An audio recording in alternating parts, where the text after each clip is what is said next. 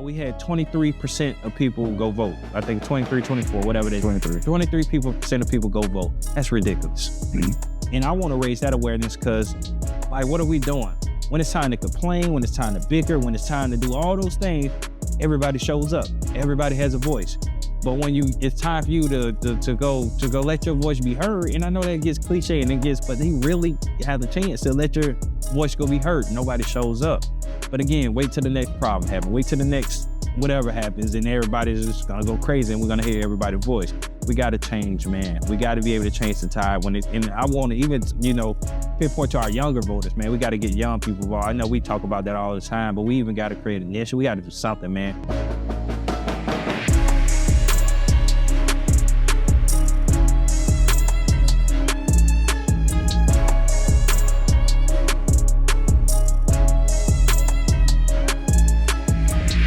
Welcome, world. Welcome, family, to another episode of the EL2A Podcast. I'm your host, Jimmy Gilmore Jr. To right me, we got Mr. Military Man, Mr. Miles Conical. How you feeling today, brother? Feeling pretty good today. How about you? I'm feeling great. Thank you for asking, brother. I don't never get that. I'm feeling great. Nobody ever asked me how I appreciate you, brother.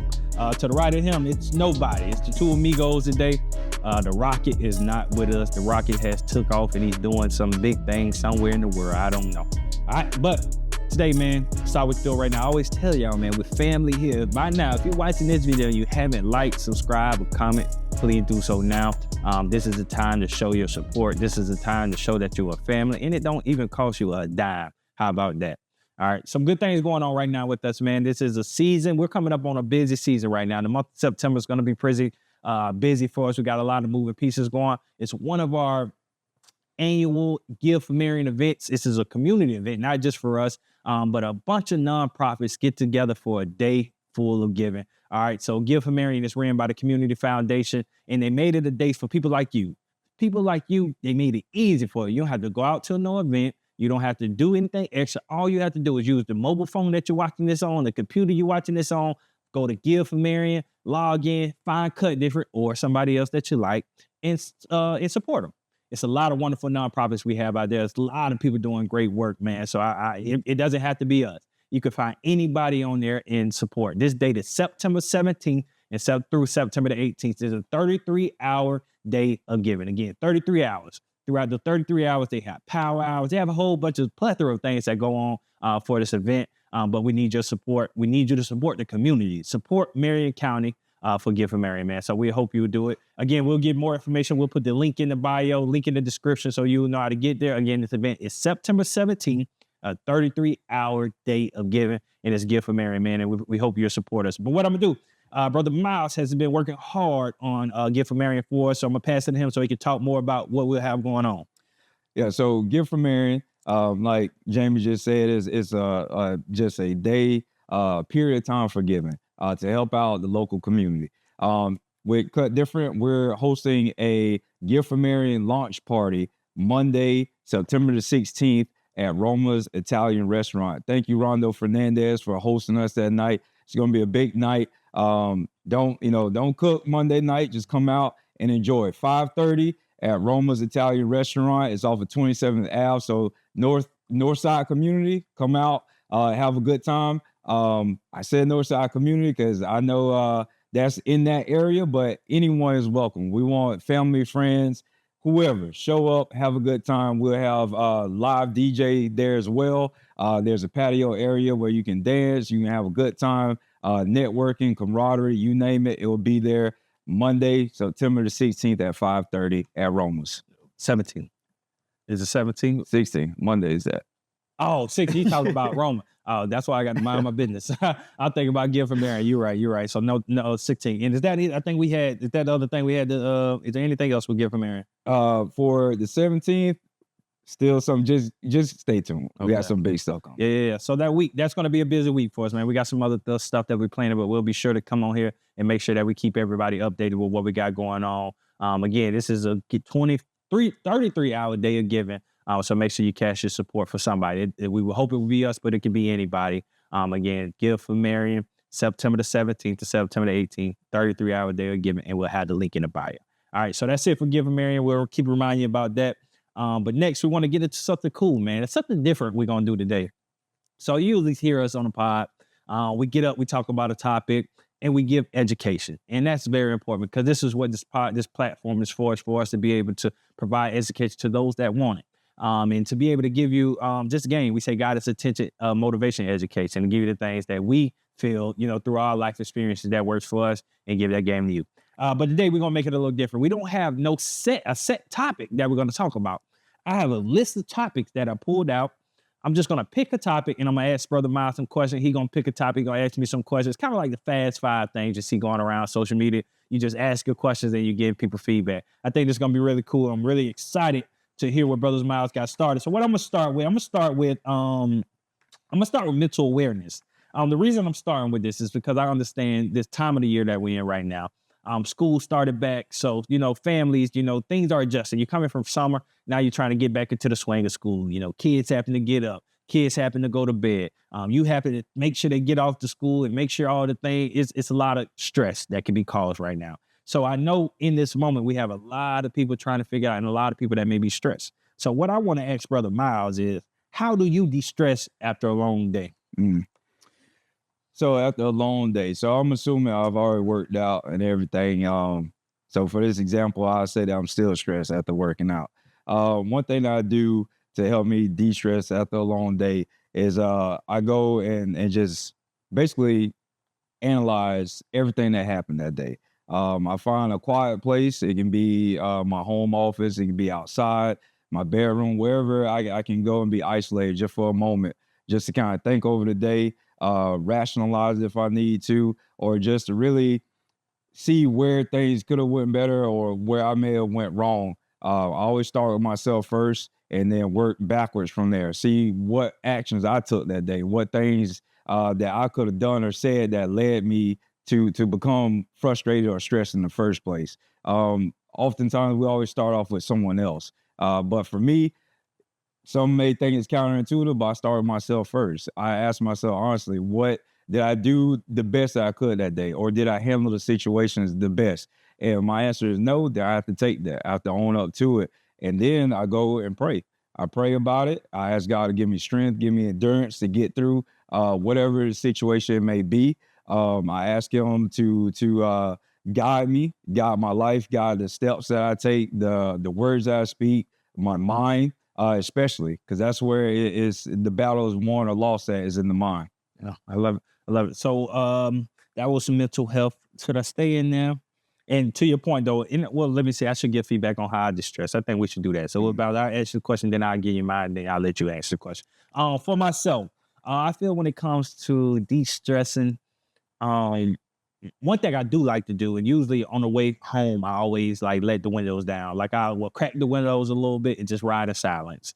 That for me, that lets my mind really unclear. You know what I mean? I'm able to think about from the time 15, 20-minute drive. I mean, my thoughts probably went all over the place, but that helps me because I'm able to circulate ideas, circulate solutions, and come up with a plan for the next day. So for example, if something hasn't been done as I'm driving home, okay, I'm gonna tackle this in the morning. And I do sometimes I write notes, I make sure I get this tomorrow. So I think that's one of the best things I can do. And this basically just clear my mind before I get to anybody else.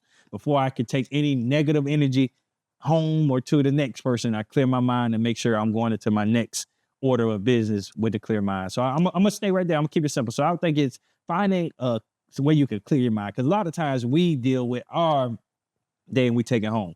We deal with our day, we take it to the next person. I don't think that's fair. I think the best thing you can do, you can find a way to level yourself out before you go into, because the next, for lack of better words, I'm saying your next order of business, and usually that's home to your family. So making sure you're able to clear your mind to that. All right, what you got for me? All right, we're kicking to AI and tech advancements. Should there be stricter regulations on AI development? For sure. Well, I said was stricter. I do think in the space of AI, and I think this is a really cool topic because I use AI daily. ChatGPT. I'm constantly on there, coming up with all emails, all types of stuff, and just asking it questions throughout the day. It is crazy to think that this software, this thing is doing this. Even when you think about the world, just where our world is heading. You watch the movies and see the robots and all these things taking over. So you do wonder the what if. So for stricter control, yes, I do think there should be measures in place as far as, I guess, what you can do. We always know people break the rules. But to answer the question directly, I do think there should be stricter rules. But I do want to add, if you're not using AI right now, you are behind the 8 ball. There should be some level of AI that you should be using to make your life easier. There are literally softwares out here that can make that task that you're doing right now seem seamlessly. And it gives you another employee. It gives you another worker for you, because you're able to come up with something that may take you 5 to 10 minutes to be able to come up with it in seconds. And all you have to do is go back and edit it. And one cool thing about AI, especially ChatGPT in general, in specific, is that it starts learning your patterns, learning what you like, learning how you think. And that's creepy even thing too, but it does. It starts learning how you think. And then the things that start giving out to you is automated to who you are, because it learned over time. You didn't like that.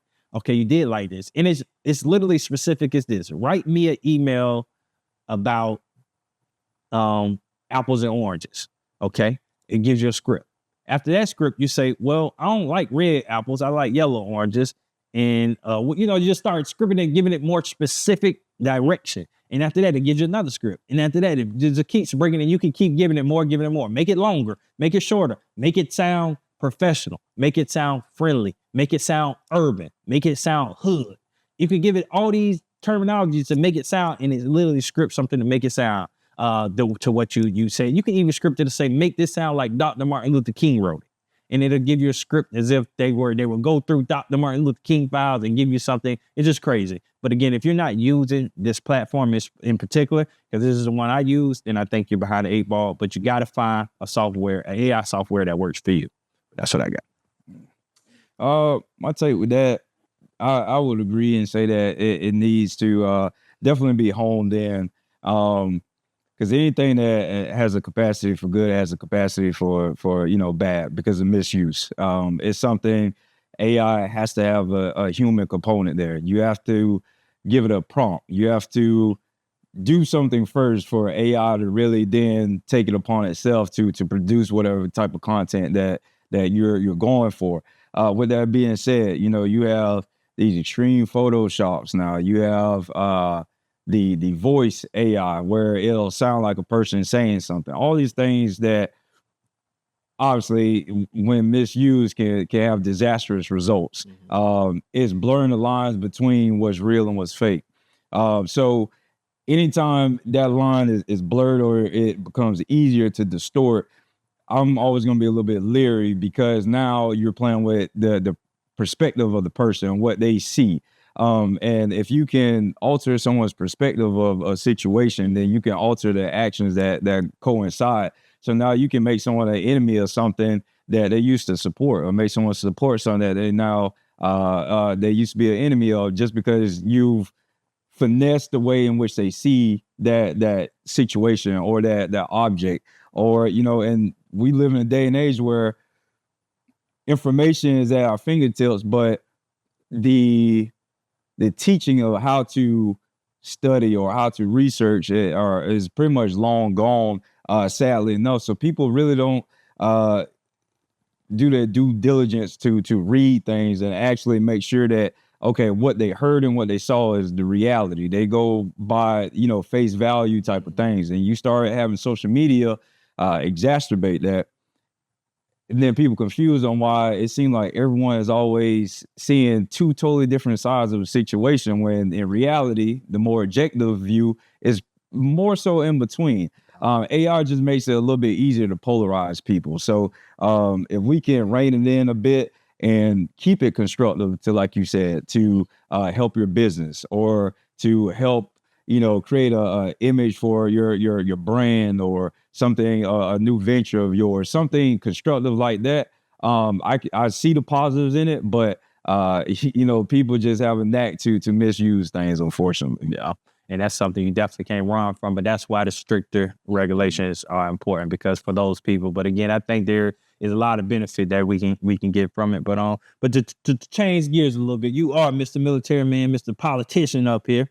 So I'm going to give you a little political question. I want to know, it says what's one recent political event that caught your attention. I want to know what's what in politics in general is catching your attention right now? What do you think people should be focused on right now? Well, the easy answer is the presidential election coming up, because we're in that season now. So I'll stick there, and the reason being is because that's something that's more on folks' radar.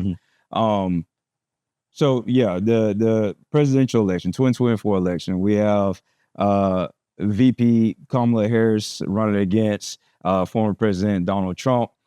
We already know all the controversies that is already just everywhere. It's already exhausting, to say the least.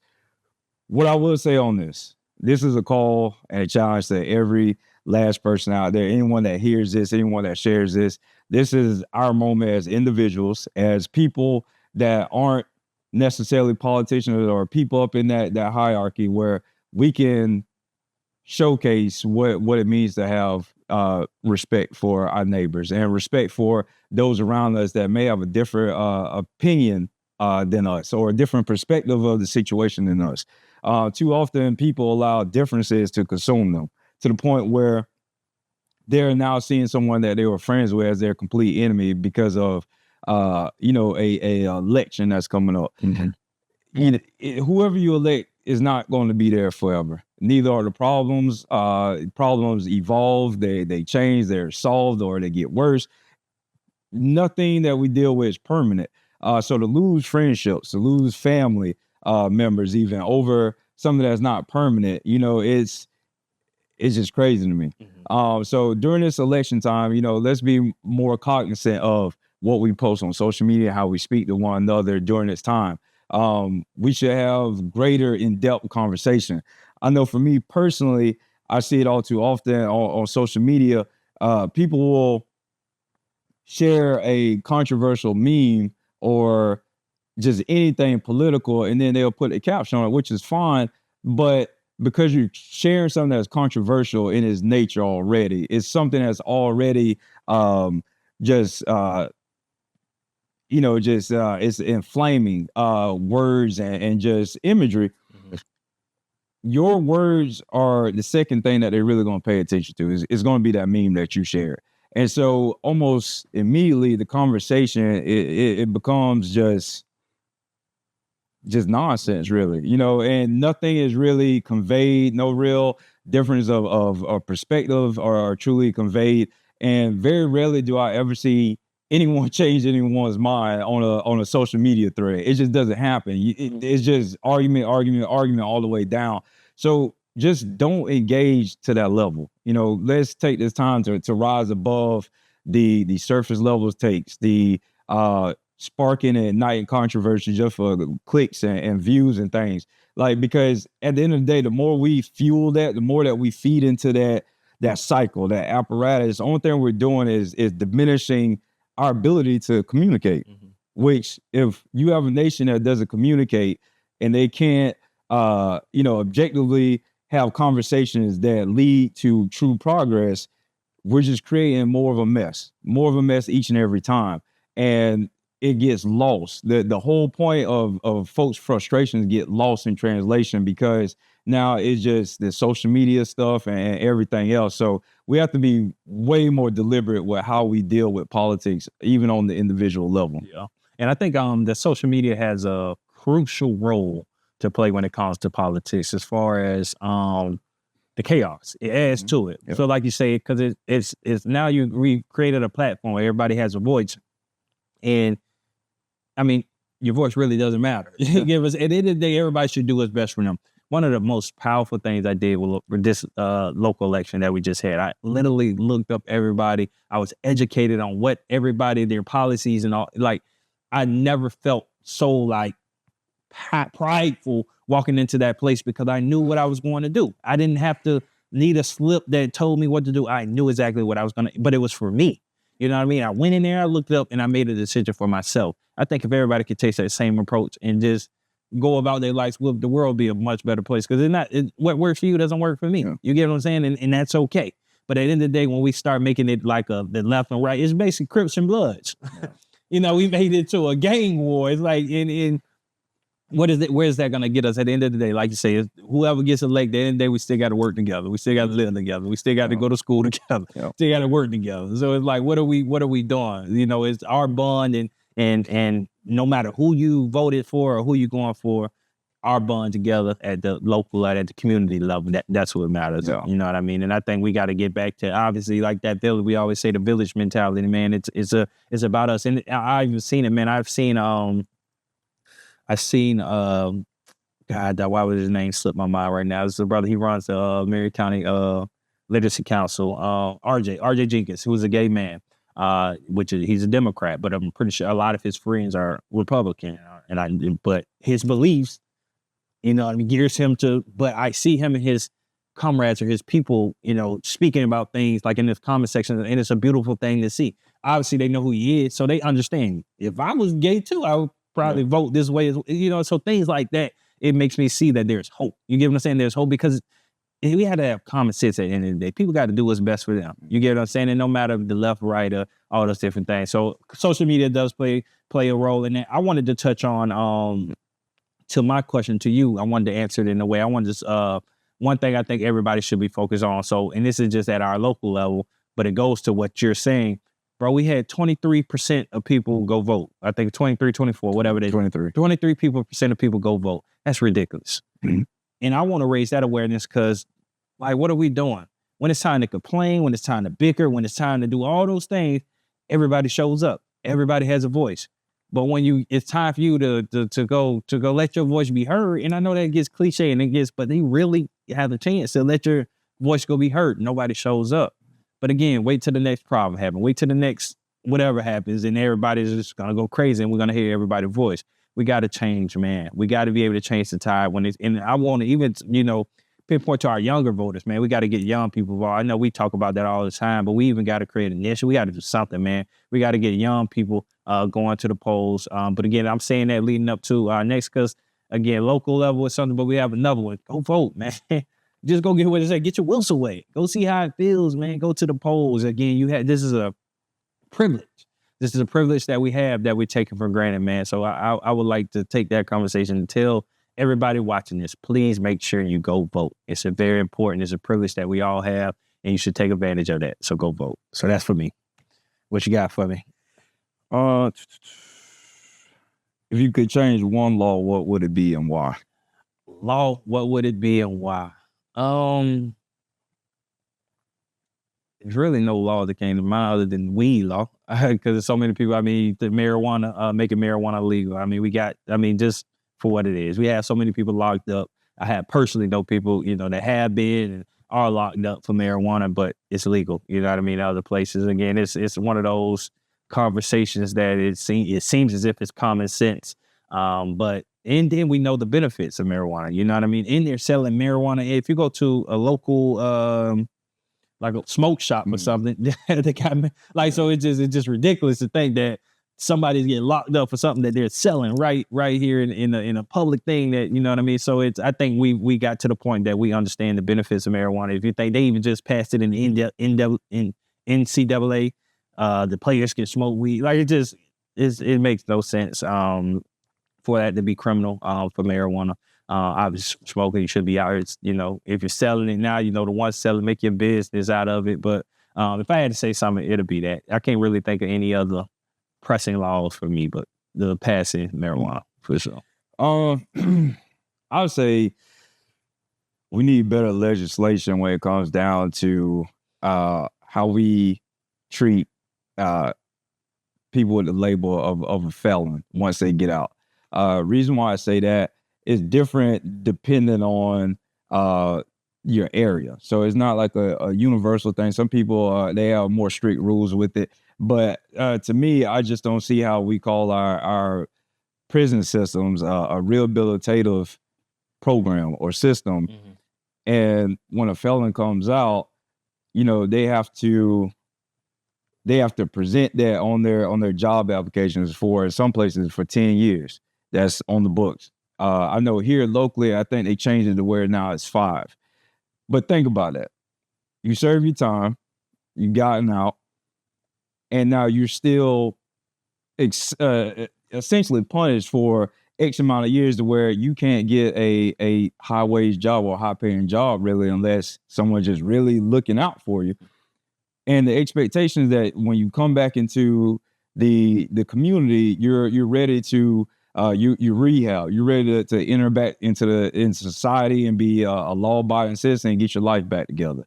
But if you're barring folks' employment from the time they get out for X amount of years, 5 years is a long time to constantly fill out an application, turn it in, and they kick it out immediately because you're a felon. Now, what are you actually telling me as a person that have done my time, I'm out, and you telling me I'm rehab, welcome back to society, but you won't actually let me work a good paying job so I can take care of my bills or my family. Yeah. That desperation, as we know, it pushes people back into a life of crime. So if you actually want to solve or help solve the return rate for the prisons and jails, well, then we actually have to be honest with, are we a rehabilitative program, or are we just constantly keeping people on a hamster wheel to where they reoffend out of desperation, now they lock back up?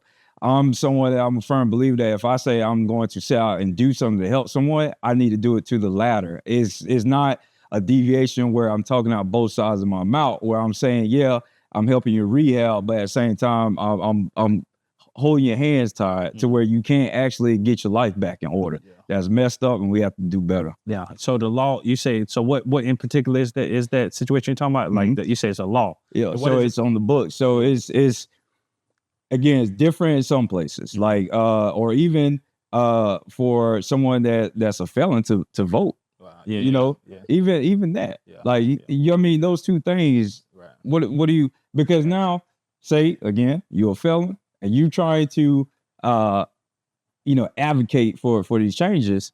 You can't even vote for somebody that may be advocating for you. Yeah. That's crazy. Yeah. So now they can't even advocate for someone to help them at a political level. It's a game. Like, let's be real. So now they can't even vote for someone that may actually be trying to help alleviate this dark cloud that's over their head. That again is tying their hands together. It's saying, hey, look, we rehabbed you. Now you're back to society. We have this expectation, but you can't vote for someone that's looking out for you or for that demographic because we just remove their political power. And if you're politically powerless, I hate to tell you, but you don't really matter because now no one's appealing to you. Politics 101 is that if you're a politician or you're an elected official, they tell you in campaign school, you go after the demographic that you know is going to show up to vote. Mm-hmm. So if you can't vote or you're a demographic that has a low turnout rate, guess who's not being spoken to? Guess who's not, getting laws and things in their favor because there's no incentive on appealing to them because they can't vote you in. Right. So we have to do better. Yeah, that's one of those things. Even like when social media when they joke, well not joke around, but they say even look at our former president. You know what I mean? What he got going again? He running for president. So to your point, that is unfair. So I do agree with that. But so I'm gonna spin one. We'll both do one more. The one I got for you. Social media. Do you think social media does more harm or good? In today's climate, more harm. Again, people make the argument, and I say this not dismissing the positive of social media, because again, you have to look at something objective. There's a positive and negative with everything, but you have to be honest with what receives the bulk of the energy. You can post something positive, something uplifting, just to be blunt, and it's sad that people are hyped up about these types of things, but videos of some of these underground artists and stuff getting shot and killed, those videos circulate like wildfire. People eat up and they're seeking, huge, different negative things, or just like, why would you seek that out to see someone in their final moments of their life? Yeah. Or why would you sit there and seek out all these different things? And you have to think about how social media has harmed our youth to the point that where, these beefs that used to be handled on the school grounds where, a kid get into a fight, not condoning kids fighting at all, but it used to stop there. Now with phones, that fight, that person lost in that fight, during that fight, is now immortalized because social media. Once you post it, even if you go and delete it, if someone screen grabbed it, there's nothing you can do. They can repost it from their personal page, and now there's nothing you can do about it. It's out there on social media, is locked out there, and this is what pushes people to keep escalating, altercations. Now it's not okay that I just lost this fight because now people keep tagging me in this video. So now the only way I can win basically is I either have to beat this person up to get revenge, or they resort to killing the person. We have too many of our youth, being incarcerated and getting in very volatile situations because of social media. So from that perspective, from that standpoint, I do think it's more of a net negative when it comes to that. Even the formation, thinking of their thought process, now they're starting to find value in the amount of followers and likes that they have. When in reality, that person that not really on social media or anything like that, their value and what they bring to the community or whatever else can be, higher, but because perspectives, and so again, nothing is inherently wrong with getting your name out there via social media, getting and blossoming, but it's too often people lean to the negative side of it. So I can't sit here and objectively say it's more of a positive thing when we know for a fact that a lot of the issues that our youth are facing stem from social media, depression even, which is major. These kids already go through so much. And you have to think too, yes, we're years removed from the pandemic being at its high point, but that took a toll on a lot of our kids' social emotional learning, their socialization. They were locked up in their homes and everything else. They weren't able to socialize. So every day from the time they wake up till they go to sleep was spent online. And that has warped a lot of their minds. And I firmly believe, even studies and science supports is that's the reason why we're seeing this influx of our youth, modernly so, just kind of they're lost. Unfortunately, they're very lost, and it's going to take a village to repair that damage. Yeah, no, I agree. I wholeheartedly agree, man. I do believe in the power of social media as far as what you say as the exposure piece, how it can get you when you're using it for positive, how it can get you out there in front of millions of people. Which is a beautiful thing, but I also agree with the negative. You got to think about the digital age we're in. Since the digital age, the BBLs have came big. All these, all these alterations to bodies have came about. Young men have been more fascinated than ever with violence. You get what I'm saying? Because now they're seeing it. Now they have access to see these things, the drill rap and all these different things, and all these things are coming more common and being more known because of social media. So I wholeheartedly agree. It's amplified everything. It's made everything more visible. Even if you got to go to the foundation of things. You think about the foundation of how it was built, the algorithm. They have a tool that's used to filter negative things to you. You get what I'm saying? To make you engage. To make you engage. It's literally it's a business model fueled off of anger. And then with our kids, you got to think, exposure without structure, that just leads to disaster a lot of times. These kids they're exposing so much stuff that they shouldn't. Yeah. You have young elementary age kids saying things. It's like, how do you even know this right now? And their brains, is not structured yet. It's not, the structure hasn't been there. It's not mature enough yet to handle that bulk of content. And it's just, their brains have just been expanded way too quick. I always say, man, there was a point of time in life, you were only as smart as your parents were, to a sense, because your knowledge came from them. If you needed a question, needed some answer, you went to your mom or your dad. Hey, mom, what's this? How do you do this? And whatever they told you, that was law. You went with that. Now they skip the middleman. They go straight to social media. They go straight to Google. They go straight to these resources. So whatever that tells them, that's law to them. They don't have to go to mom and daddy no more. And that's what's led our kids astray. because now they're in the lost land, because now they don't know that Wikipedia page that they're on or that social media thing they paid, that was given to you for you to react in that way. Or that was given to you for you to just like it. You know what I mean? So now everybody's been led astray, and it's a dangerous thing, man. We dealing with, think about where this thing may go. You know what I mean? Even think about where it's at. Think about where it may go. You know what I mean? We haven't seen but a small piece to what social media can come. And again, I'm going to go back to it. They know that it's destroying the kids. Yeah. They know it, and it's still going. So anything that you know that your business model is built on destroying children or destroying anybody, you can't. You know what I mean? I can't go with that. So definitely. So social media, I know we said we do one. We can wrap it up there. That was a good one. Unless you had one more you want to do. If you had one more already.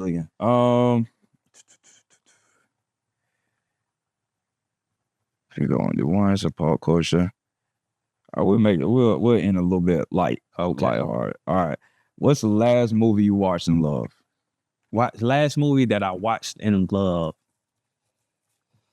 So I'm really not a big movie guy, but I did just go to, what movie did me and Shauna just go see? We went with Katie with us. I just did go to a movie. Oh, Bad Boys.